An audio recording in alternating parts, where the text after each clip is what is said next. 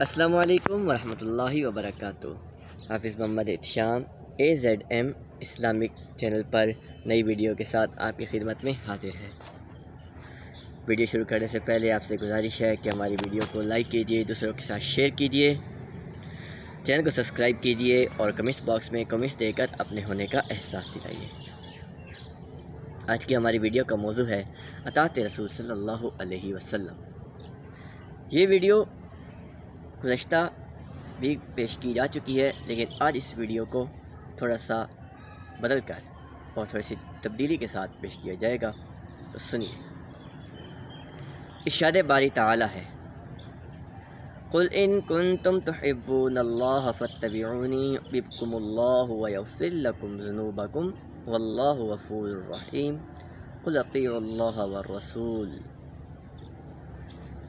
کہہ دو کہ اگر تم اللہ سے محبت کرتے ہو تو میری اتباع کرو، اللہ تم سے محبت کرے گا اور تمہارے گناہ بخش دے گا، اور اللہ بخشنے والا مہربان ہے۔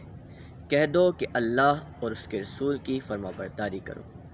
اطاعت سے مراد فرما برداری ہے، پیروی ہے۔ ہم جس کی پیروی کا دعویٰ کرتے ہیں، جس سے محبت کا دعویٰ کرتے ہیں، ہمیں چاہیے اس کی ہر چیز کو ہمیں پسند کرنا ہوتا ہے، اس کی بتائی ہوئی ہر بات پر ہمیں عمل کرنا ہوتا ہے۔ تو پھر رسول اللہ صلی اللہ علیہ وسلم کے اطاعت کا تو تقاضا ہی یہی ہے کہ ہمیں آپ صلی اللہ علیہ وسلم سے جب محبت کا دعویٰ کیا ہے تو ہمیں ان کی اطاعت کرنی ہے، ان کی پیروی کرنی ہے، ان کے بتائے ہوئے طریقے پر چلنا ہے۔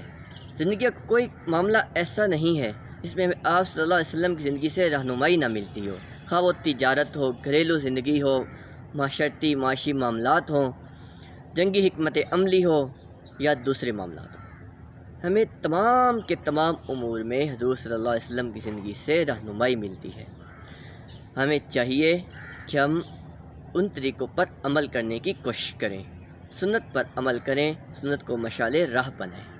ارشاد باری تعالی ہے، لقد کان لکم فی رسول اللہ اسوۃ حسنہ، تمہارے لیے رسول اللہ صلی اللہ علیہ وسلم کی زندگی میں بہترین نمونہ ہے۔ ارشاد باری تعالی ہے، من یطع الرسول فقد اطاع اللہ، جس نے رسول کی اطاعت کی گویا اس نے اللہ کی اطاعت کی۔ حدیث مبارکہ میں نبی کریم صلی اللہ علیہ وسلم کا ارشاد پاک ہے، لا یؤمن احدکم حتی یکون ہواہ تبعا لما جئت بہ، تم میں سے کوئی شخص اس وقت تک مومن نہیں ہو سکتا جب تک کہ وہ اس چیز کی پیروی نہ کرے جو میں لایا ہوں۔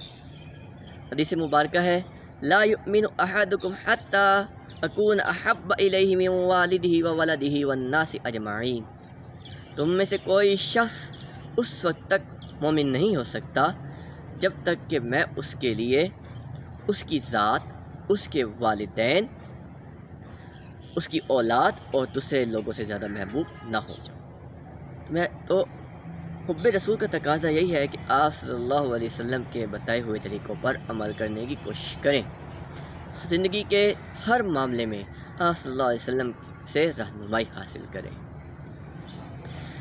اس مبارکہ ہے، جو شخص اللہ اور روز آخرت پر ایمان کا دعویٰ رکھتا ہے اسے چاہیے کہ مہمان کی ضیافت کرے۔ اس مبارکہ ہے کہ جو شخص اللہ اور روز آخرت پر اس کے رسول پر ایمان کا دعویٰ کرتا ہے اسے چاہیے کہ اپنے ہمسائے سے اچھا سلوک کرے۔